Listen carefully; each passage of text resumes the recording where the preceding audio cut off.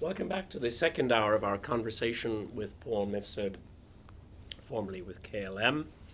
Paul, before the break, we were talking about the liberal bilateral that came about between the United States and the Netherlands in 1978.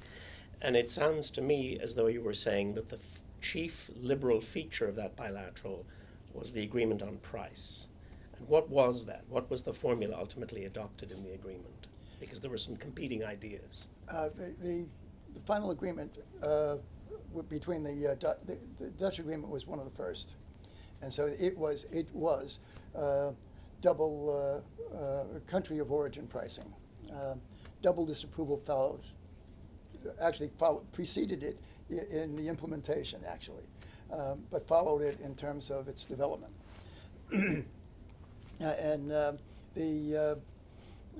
As a practical matter, everybody followed country of origin pricing from that moment on.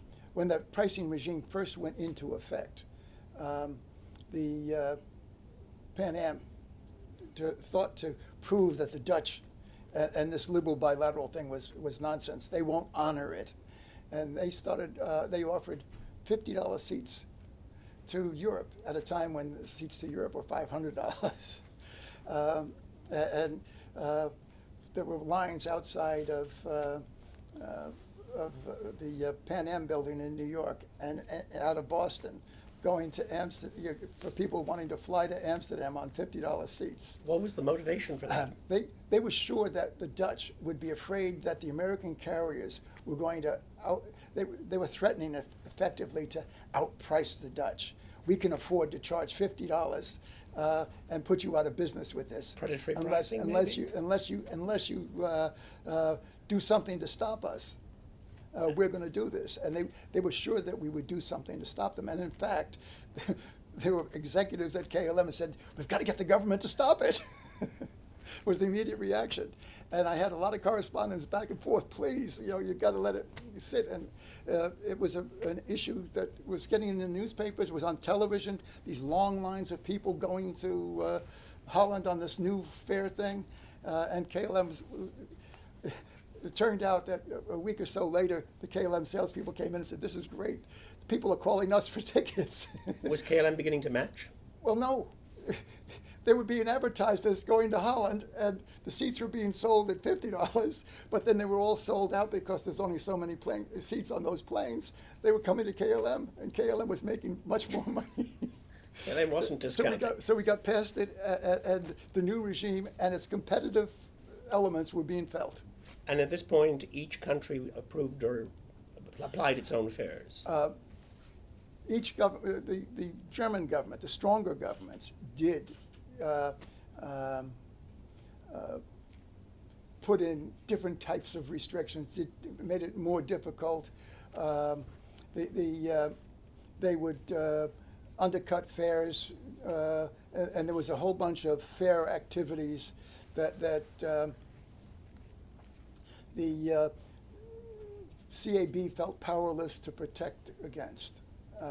So that this idea of undercutting the carrier in your market became part of the thing, and Pan Am started to say, "Hey, they're not really charging this to everywhere else. They're just charging it over here in this market with us, with the idea, and it's predatory pricing, and we can't do anything about it."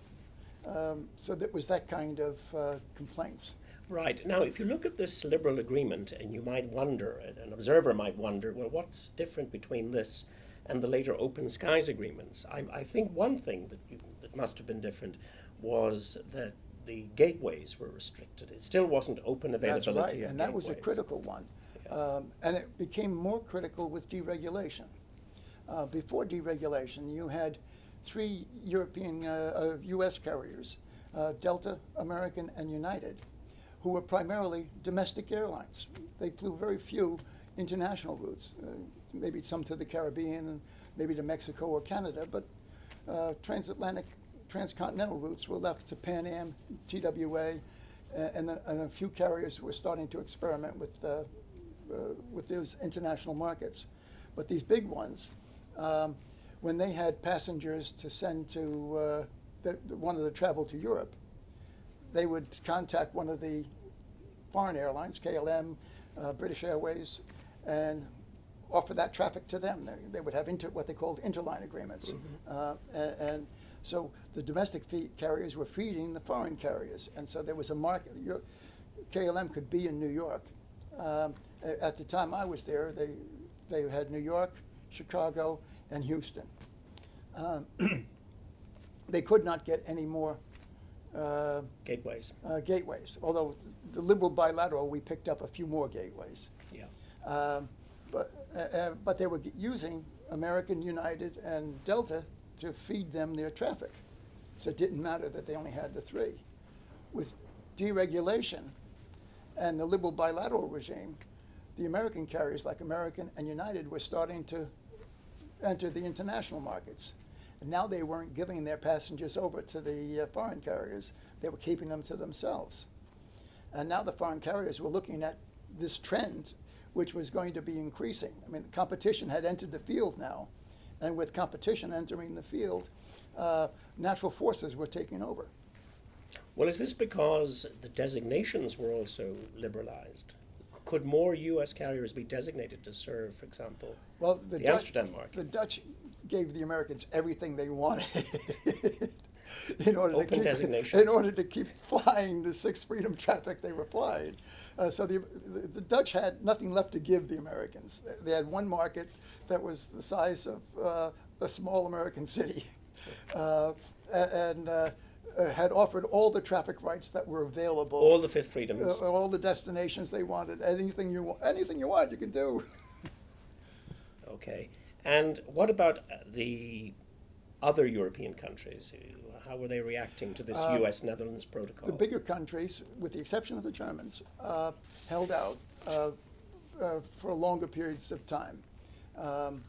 And the final blow to the liberal regime came with the election of Ronald Reagan. Yes, because you probably thought personally, and I think KLM must have thought more broadly, that further liberalization would occur at this point, and especially when Reagan came in. But it seems to have stalled out. It seems that this was the high water mark at that point. But you know what happens when you have a policy like bilateralism, what gets confused in the public mind is, we're all about competition, but airlines are foreign owned. British Airways had been owned by the British government. In fact, was owned by the British government. Air France was owned by the French government. They're competing unfairly. We have to show strength against the foreigners. And mention foreigners, and that's the end of it. And in one of the debates, the foreign airlines came up, and the presidential candidate says, we're going to fight those foreigners. In one of the presidential debates? Yeah, it came up in one of the presidential debates. Between Carter and Reagan? There was only one, though, so it must have been that one? It was, I'm not sure whether it was that one or whether it was, I think it may have been that one. But it did come up, and it had effects throughout the entire regime. But the principal document for it was what I call the Gang of Five piece. The five international carriers at the time, Pan Am, Flying Tigers, TWA, I forget the other two, but they offered to the White House, to the incoming White House, a document that showed how the failure of the Carter administration, that's all you had to say to the Reagan administration, Carter liked it, But Carter had deregulated. He signed the deregulation. I understand, but there was this whole attitude that everything Carter did was wrong. And here you were dealing with how the foreigners were abusing it. And while the Dutch had honored the agreement in spirit as well as in fact, the Germans had not, in the minds of the Americans. And most of the arguments showed statistics about what the Germans had been doing. But at the end, they showed a photograph, a drawing of all the KLM flights that were coming out of America, and only one Pan Am flight going to Amsterdam. And this showed the imbalance of the deal. the Dutch were getting so much more out of it than the Americans, and that was enough for Reagan. And was there a Sixth Freedom spin on that, or was that even? No, that one was in the agreement. They didn't go after that, but they did go after the liberal regimes, and that put a stop to for 8 years negotiations with the Dutch. And we had been looking for further liberalization, as had the Americans under Carter and Alfred Kahn and Marvin Cohn after him. And it all stopped dead in the road. We had one negotiation that lasted 5 minutes. 5 minutes after? 5 minutes. They said, "We read your proposal." No. That was it. They had a party afterwards. So what were you doing between 1979 and 1989 when the next phase of this process gets underway? Well, what did you spend your time on? Small issues like ground handling? Well, the things were happening in aviation. Computer reservation systems were starting to develop. Right. Again, the foreign airlines got sucked into. American and United had developed Sabre and Apollo, these computer reservation systems, and because we now had deregulation, setting your fares, you're no longer setting your fares once every season. You are now changing fares overnight to match competitive offerings. This was a new thing for the industry.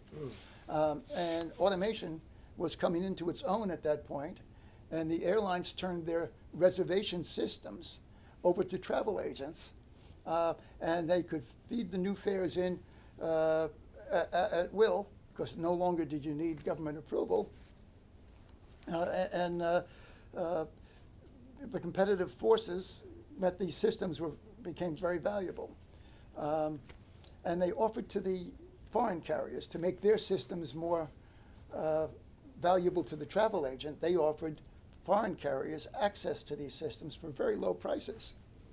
Well, if you can clarify something for me, because I assume that the IATA cartel system still had some application, or had it already been subject to action by the Civil Aeronautics Board in the form of a show cause order, because wouldn't that system have affected the bilateral pricing under your 1978 agreement? Under Marvin Cohn, Dan Casper, who was the Mike Levine from Marvin Cohn, right. Put out a show cause order to why should we allow this procedure to continue, with the idea of shutting it down. This brought all the governments in to argue that no, we have to keep this system. It's still important. We have these kind of deals with you, but the rest of the world, and that sort of thing. And they held off on. They put a moratorium on that kind of intervention. So there was a background where the U.S. Allowed the talks to continue, the IATA talks to continue. But in the markets that had the liberal bilaterals, yes, they would not approve fares, fixed fares in those markets now. And what about the European Civil Aviation Conference bans? Did that affect your liberal bilateral? That compromise reached with ECAC and the United States to create bans of movement with tickets? You have to keep in mind that for a company like KLM, who has a center position globally, in fact, there are a few countries that are centrally located, equally located, in expanding circles to so many different markets. And for them, these other systems were important, as for many of the other carriers. These yes. were important systems to keep the system still working. Yes. It wasn't overnight, and it still isn't overnight. These bilateral systems are still the rule around the world. But as far as the U.S. market was concerned, you were able to operate your own pricing system. That's right. The Wassenberg system, as it turns out. Well, as it turns out, actually, the Mike Levine system was in the agreement. Well, the Mike Levine system became the practice, even though the Dutch could do something about it, they never did. Well, Jeff Shane told us in one of the earlier interviews that you referenced that other states during this period of fallowness, were actually growing cross with the United States. That's the term he used, because it now essentially had the market it wanted, and saw no further advantage in opening up its domestic markets to foreign air carriers.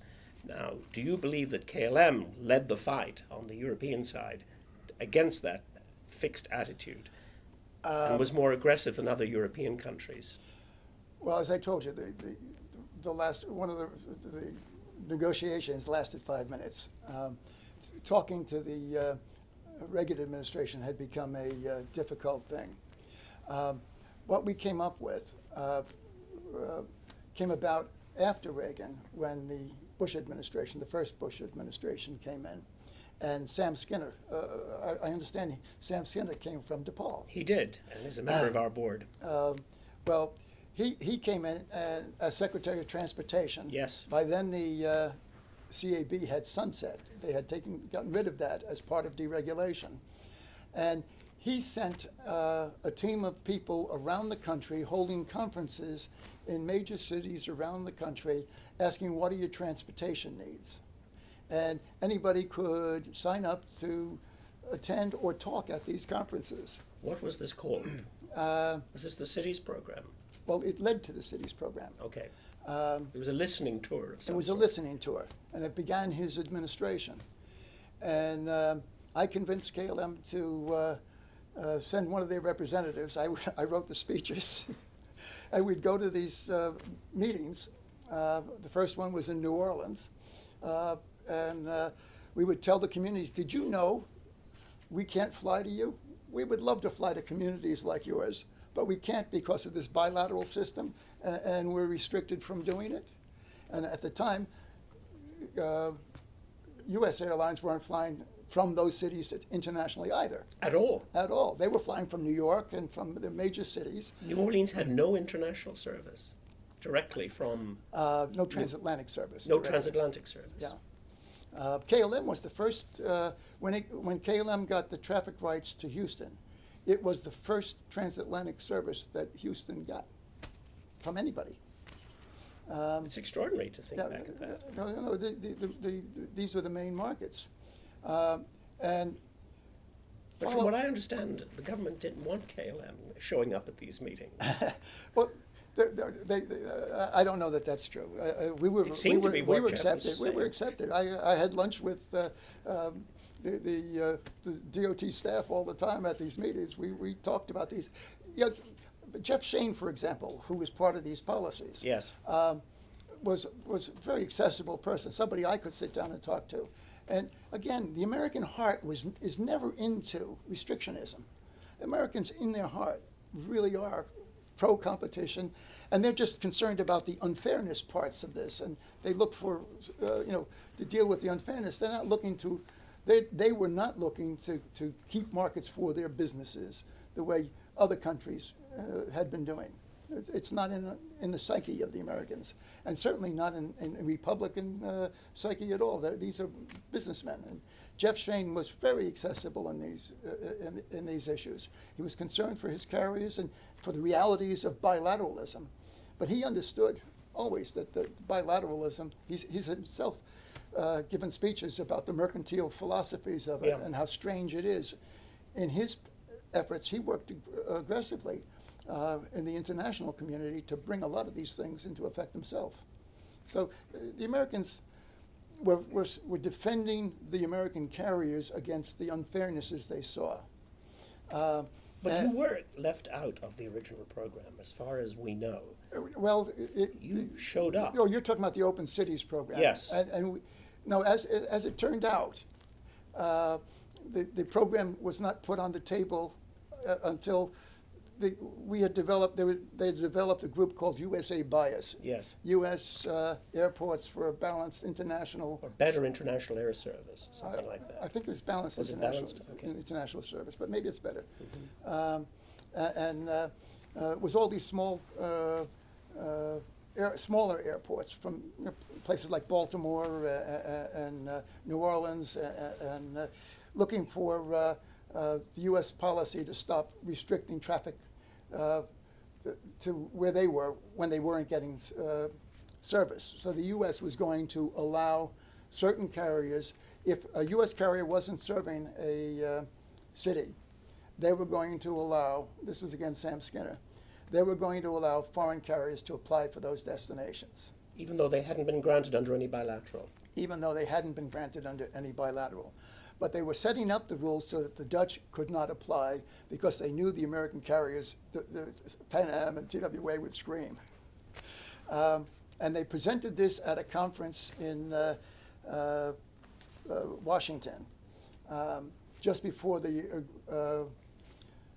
proposal was going to be put out in an order to show cause. And Jeff Shane sat up on stood on the stage, proudly talking to all these communities coming in, listening to how they're going to get air service. And at the end of his speech, Orr Wassenberg stood up and said, "You lie." Really? Yes. Or was quite outspoken. He was that was the kind of person he was. Everybody knew him. He was a recognized figure in international Are those aviation. the exact words he used? Yes. And what was the response? And Jeff stood there. Well, what Orr's saying is that KLM wouldn't qualify for this thing. And then all the airports that we had been promoting on this idea looked and said, "You mean the carrier that wants to serve us can't go? What is this all about?" And Jeff went back, reported to Skinner, and the final rule, the rule as it finally came out from the start, allowed KLM to apply. The actual rule post notice of proposed Final rule, rulemaking. the final rule, The final rule. was open to KLM, and we were the first to put the application And when you say in. open to KLM, do you mean that it was a listed carrier in the program, or that No, the definition was so the open? the definition allowed it. It was all about. It was all definitional. Yeah, you weren't named in the. The rule, the basic rule became, if the city did not have service to that country from a U.S. carrier, and the foreign carrier had a liberal bilateral, then they could offer the service. So you had to have open pricing, and you had to have no U.S. carrier, no U.S. domestic carrier serving that market. Did you have free capacity under that liberal bilateral? Yes, capacity, again, was Also never restricted. So it really was a gateway issue. it became a gateway issue, Yeah. and we picked up. We at that time by then had our investment in Northwest, and Northwest was serving Detroit and Minneapolis, and although we had the investment in that carrier, we did not have designation rights to either one when we made the investment. And when we applied for Detroit, we were turned down because Pan Am from Detroit served London, and then from London served Amsterdam. Yeah, And so that was enough to keep us out of Detroit. right. The So primary one-stop market. service was also acceptable. Exactly. However, they didn't serve Minneapolis. And so we went to Minneapolis. You got Minneapolis. And people said, this small market Minneapolis to the small market Amsterdam, don't worry about it, it won't happen. It changed the face of business. How did it change the It face became of what business? what is now referred to as a barbell hub and spoke, Which means, which means that from that hub in Minneapolis that Northwest had, and the hub in Amsterdam that KLM had, they were able to feed enough traffic to all those different smaller markets with more direct service. You no longer had to fly to Chicago or to JFK to get out of the USA from these smaller destinations. You could fly to the much more comfortable, shorter distance to Minneapolis, get on an airplane and go to Amsterdam. And from Amsterdam, they would fly you comfortably to Manchester or to all the other smaller cities in Europe. And that was a large market. yeah, it turned out to be a large market in any event. Although Jeff Shane did say that to his great dismay, the first carrier through the door in 1990, when the cities program was established, was KLM, the Sixth Freedom Pirates. So clearly that moniker stuck to KLM. Oh, absolutely, absolutely. I mean, still, I go to events where the old timers will say, "Oh, Here comes the pirate." And now, the problem of that would recur with the first Open Skies Agreement, of course, a few years later. Did you ever worry that KLM was actually undermining support for liberalization because of that reputation? Because you were aggressively promoting it at the same time you represented a darker side to liberalization. No, the short answer is no. Again, the American heart is in competition, and we were promoting competition. A part of my job was to make sure that KLM, from the first time I came in to the time I left, KLM could be relied upon to be open to a more competitive regime, however the regime was going. We were going to, you could come to KLM or the Dutch and know that you had somebody that really was looking to liberalize and was looking from a consumer perspective, which is the American approach, and not from a company perspective, which was the approach for most of the bilateral countries at the time. Just on a tangent, do you feel disappointed that more recently, with the Gulf carrier controversy, KLM and the Dutch government seem to have taken a different view? Well, the European governments, in fact. And you come down again to this question of they're cheating somehow. And they're now investigating. I don't know the truth of it. Are they getting subsidized by the oil money from as is being claimed, or are they not? I haven't seen the record, so I don't know. Right. But this is really what happens in a bilateral world. I mean, and one of the things that keeps it bilateral is a remaining restriction. They call it open skies, and the European open skies agreement the Europeans tried desperately to get the Americans to liberalize the foreign ownership rules.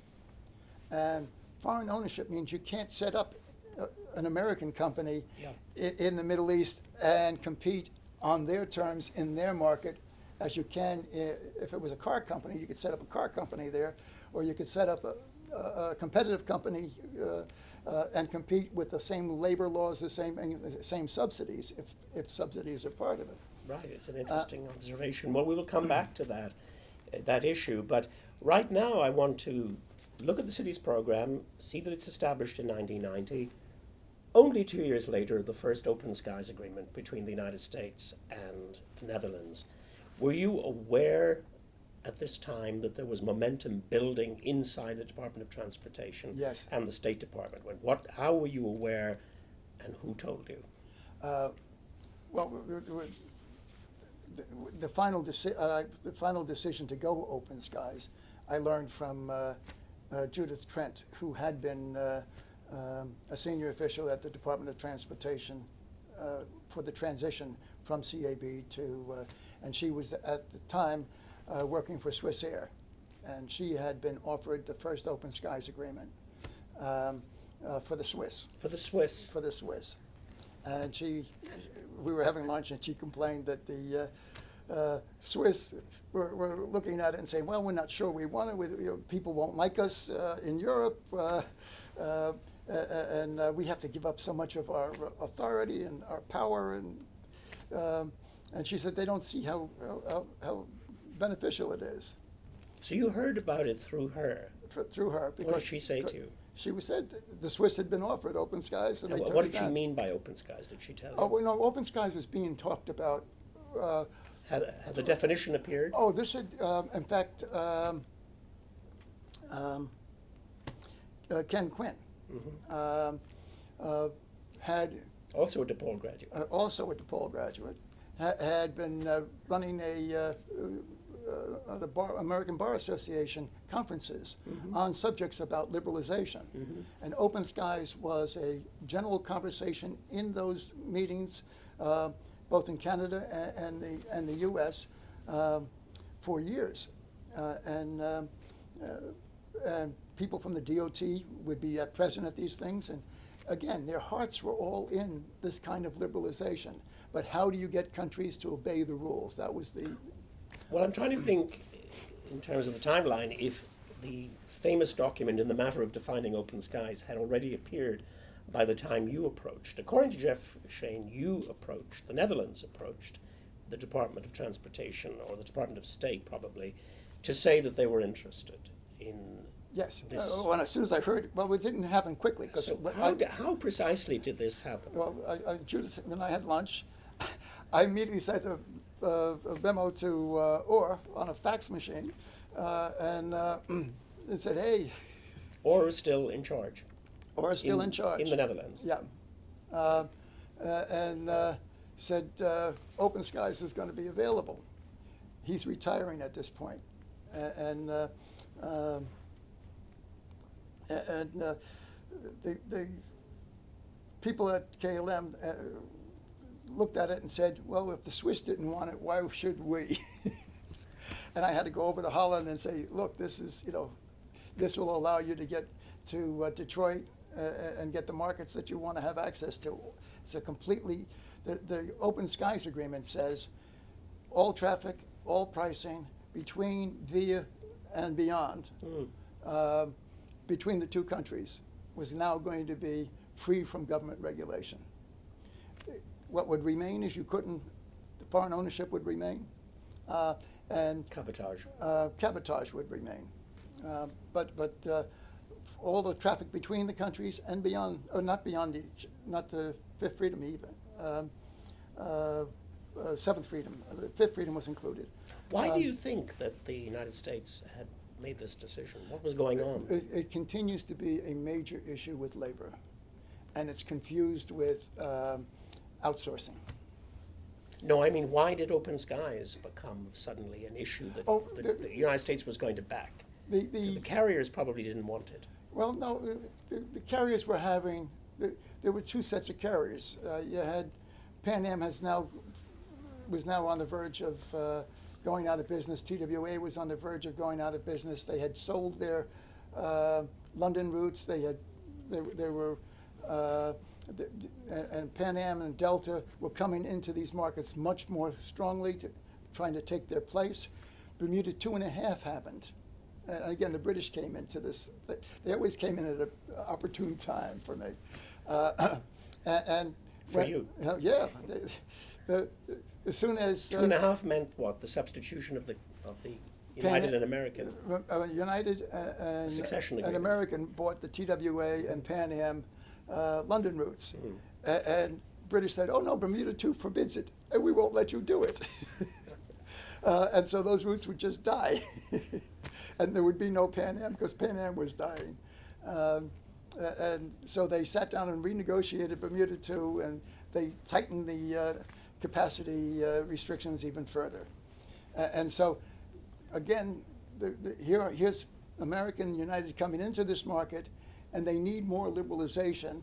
They're not quite sure what that liberalization should be, but those people who saw the need for liberalization in Ken Quinn's conferences, for example, said, well, this is what the time for Open Skies. The Open Cities program had really pleased a lot of the communities. Now you had more congressmen from more communities saying, hey, this liberalization is more important.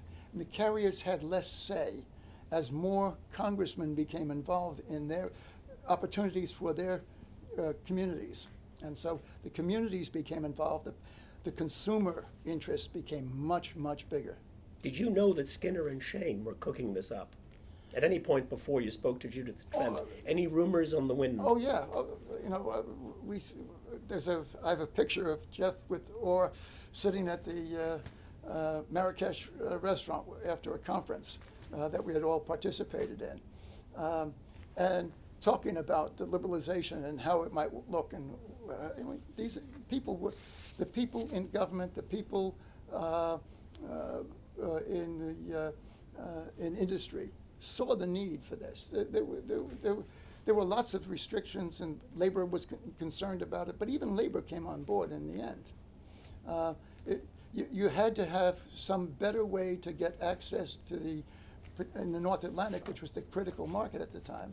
You had to have some better way to get access to the market with all of and everybody now was used to a deregulated domestic market, and to have to go and apply for every new destination you wanted, and to check with your attorney. You used to have to check with your attorney, do we have the traffic rights to fly here? Mm-hmm. Can we fly to Barcelona? Can we fly to, no, you can't, we have to negotiate. Let's have a negotiation with the government. These things were becoming very cumbersome. And you think the U.S. carriers were broadly supportive? They understood the need for it. They were the idea that the Dutch again were going to do it, and they weren't sure anybody else would do it. Yeah, because you broke solidarity with the Europeans. Exactly, and so their concern was primarily that the others wouldn't follow. Of course the Dutch will do it, but that's a small market. What do we care about that market? Mm-hmm. What we want is France, and the French aren't doing it, and the Germans aren't doing it, and the British certainly aren't doing it. And you put pressure on those countries. and we, well, Through this agreement. our argument always was, from the first liberal bilateral, that the forces of competition can do it, and the Dutch were well positioned to make those forces work. And that was the winning argument, the forces of competition. The experience with the liberal bilateral in the first instance, the Dutch integrity in terms of following the spirit of it afterwards, the Dutch mercantile ability to take advantage of it had been demonstrated. And so it wasn't much of an argument. We didn't have much of an argument with regard to that. And besides, at this point, we also had Northwest at the time, was now a partner of ours. Let's get that into the frame.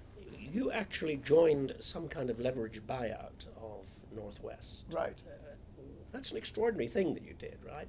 How did that happen? The KLM became KLM, when it lost the feed from the foreign carriers, the U.S. carriers. For them, they were the foreign carriers. That's right.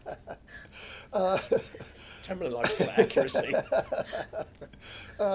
When they lost that feed, they had commissioned a study from McKinsey, and they projected what was going to be happening in the markets in the future as more and more, as American Delta started to take over more of these markets to these bigger countries. And the markets that KLM relied upon were clearly at risk. And their ability to deal with that was becoming more than the bilateral industry would allow. Mm-hmm. Because not only did you have to, even if you could do better in the U.S. market, you still had all the bilateral restrictions the rest of the world imposed. And so you had, and the idea of becoming a partner with the U.S. airline became an issue for KLM. This became to get some feeder traffic. To get some feeder traffic, to work in partnership with a U.S. carrier. And America, you mentioned this at the beginning of the last hour. Yeah. The partnership with American came into discussion. And you initiated that? No, this was between Wassenberg and a senior executive at American Airlines.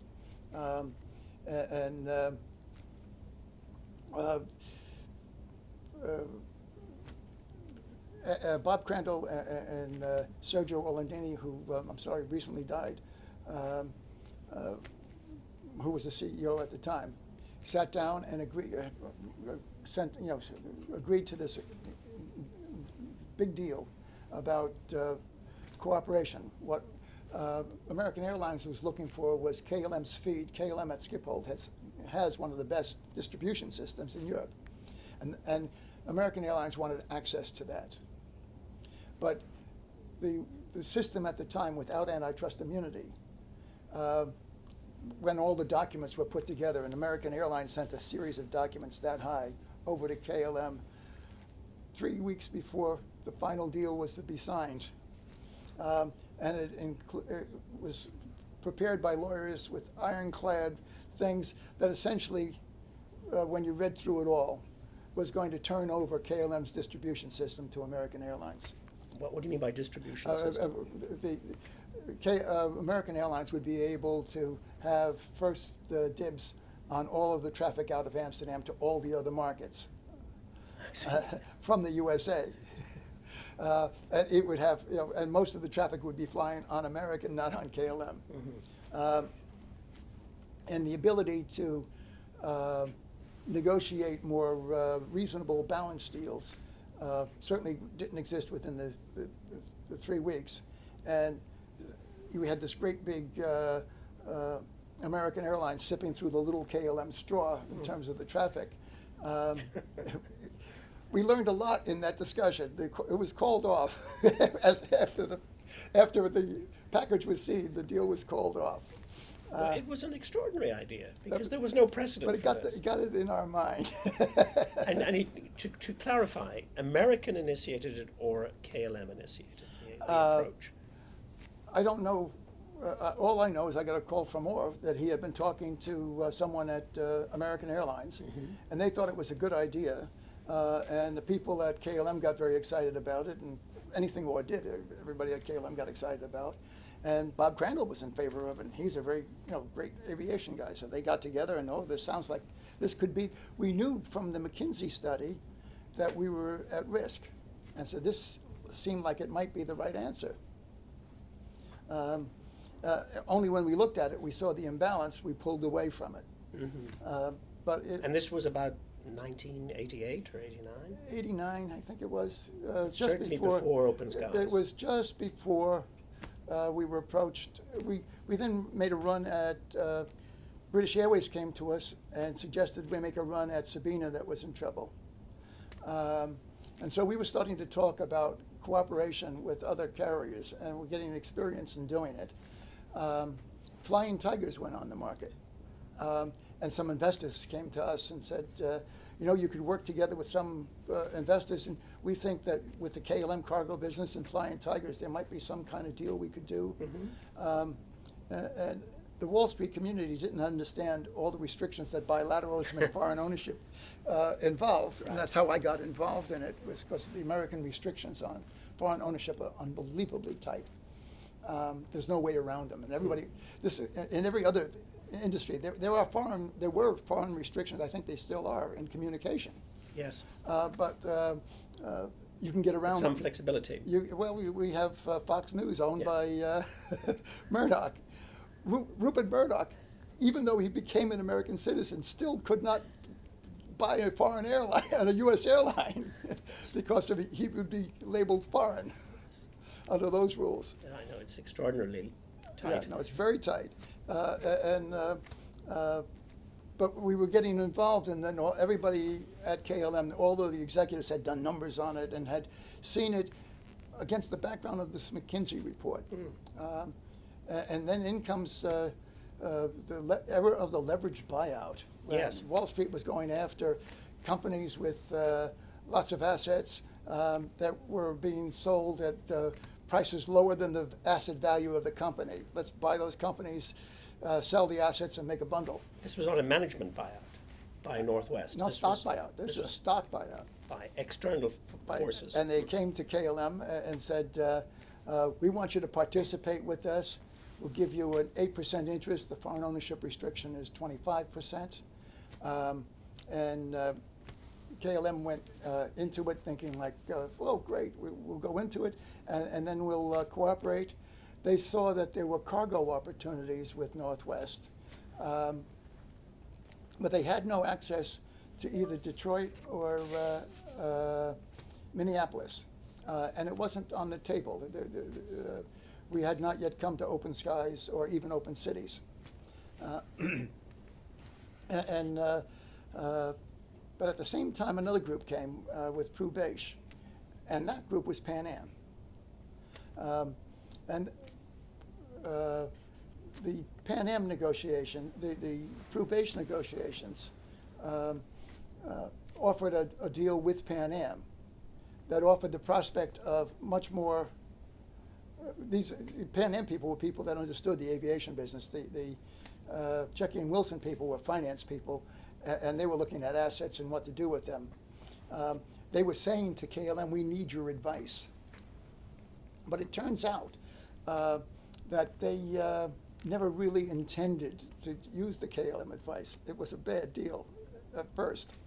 The deal was done with Jackie and Wilson.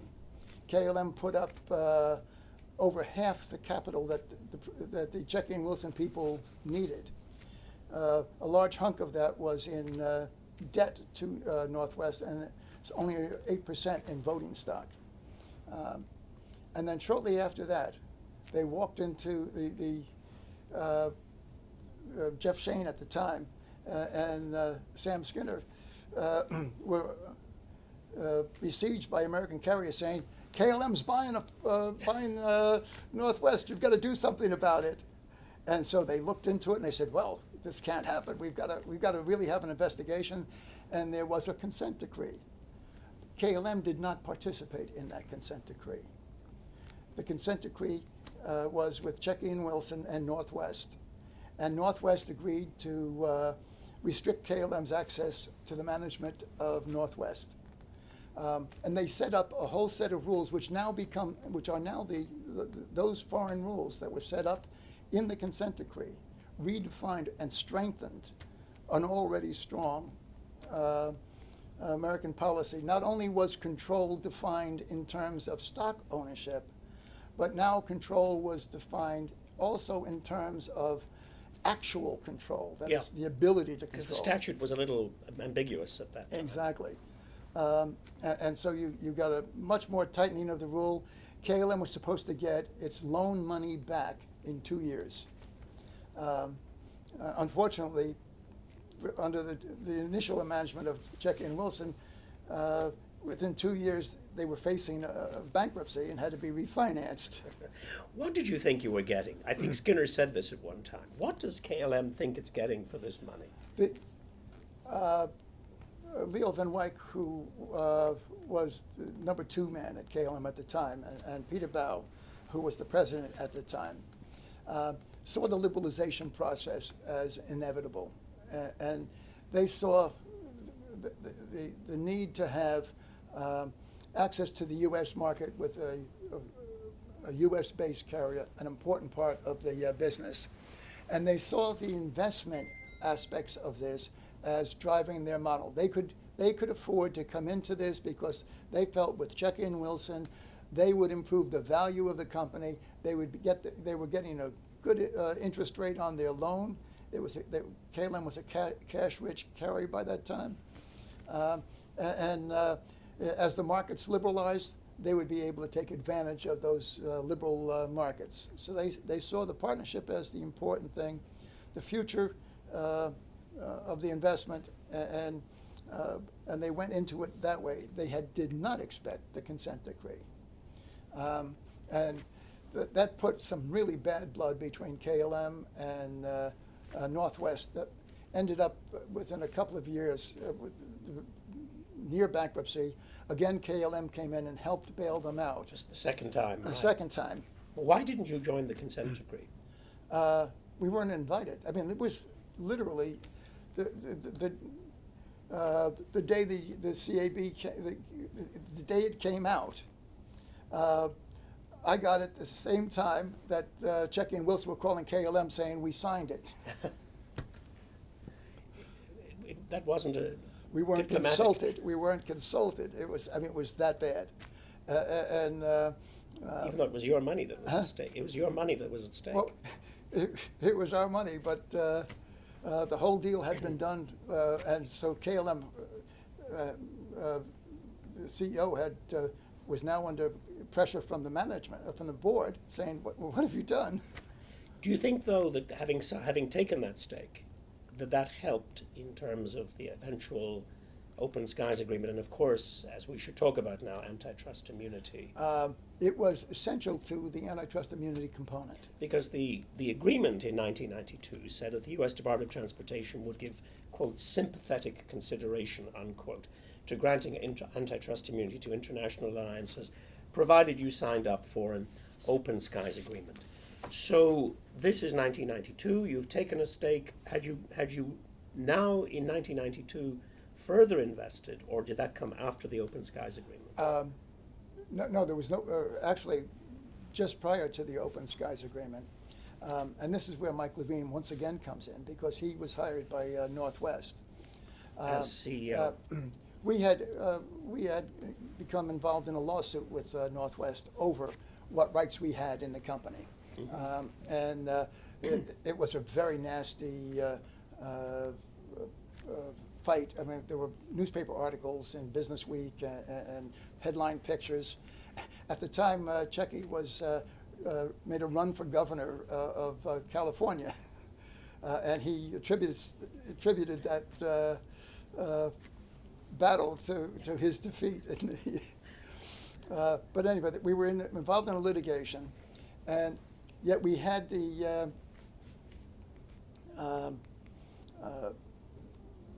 this bad blood between us. But now part of the bad blood was that in getting to cooperation between the Open Cities program had already come into effect. Getting this cooperation required a lot of deals that the Northwest would say we can't do because of the antitrust laws, and they were being stopped from doing this. And I was put in touch with the Council for Northwest to talk about it, and he had just come out of the Department of Justice and said, well, you know, the thing is that you guys own stock in Northwest, and under the Copperweld case, owning the company or a substantial portion of the company means that you're immune from the antitrust laws. So that Copperweld had reversed a case called the Yellow Cab case from the 40s, where cab companies were not allowed to. I see. So you can't conspire with yourself was the sort Exactly. of theory. Exactly. And so. So who briefed you? The guy from the Department of Justice briefed you on this. The former Justice Department guy now working for Northwest briefed me on this, and so I went to and I said, well, you know, the CAB does have this power to grant antitrust immunity, which it got to give IATA the opportunity to set fares. That never went away. It stayed beyond deregulation. And they were still using it with the IATA for various kinds of conferences. Exactly. And so I said, let me see that Copperweld case. And I took the Copperweld case and I looked at it, and sure enough, the principle of the case was, if these two companies if the companies could be merged, and they didn't change the identity of the companies, but they had, you know, they were owned by the same people. How can you conspire against yourself? Either you're a monopoly, which is, but if you're not a monopoly and it's okay for you, the same person to own both of them, then why quibble that they can't talk to themselves? And that was the holding of the Copperweld case. And I said, that principle could work for us. We put in more than half of the investment in Northwest. What was your investment at this point? It was more than 8%? It had been more than 8%. It had, from the very beginning, the full investment was 50%. And Northwest was having a hard time paying it back. Eventually, when we did the joint venture, and that was to come after the Open Skies deal, they were able to pay us back, and we've made a huge profit on it. But up to this point, they still had the money. So here we've made the investment. We would pass any antitrust test if we could merge, but your foreign ownership regulations don't permit it. And what you had to do is put more competitive pressure in the situation. Well, we're poised at a very interesting moment in this history as we take our second break, and we'll resume this discussion in a few moments.